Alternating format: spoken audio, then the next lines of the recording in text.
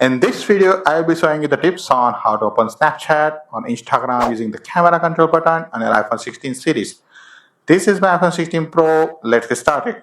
First, make sure Snapchat on Instagram, whatever app you want to open, is installed on your iPhone. If you don't have it, download it from the App Store.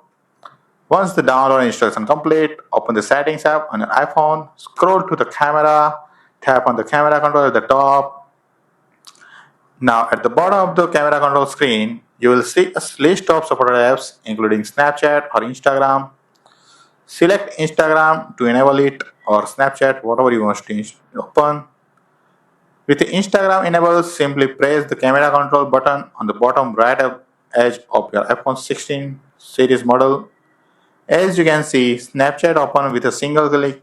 In my case, press the button again to instantly capture a snap because I selected Snapchat. So, if Snapchat doesn't open with one click, check and launch the camera settings under the camera control to ensure it's selected correctly, and that's it.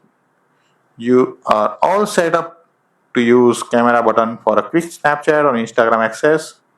If you found this video helpful, please like, share and subscribe for free tech guide updates.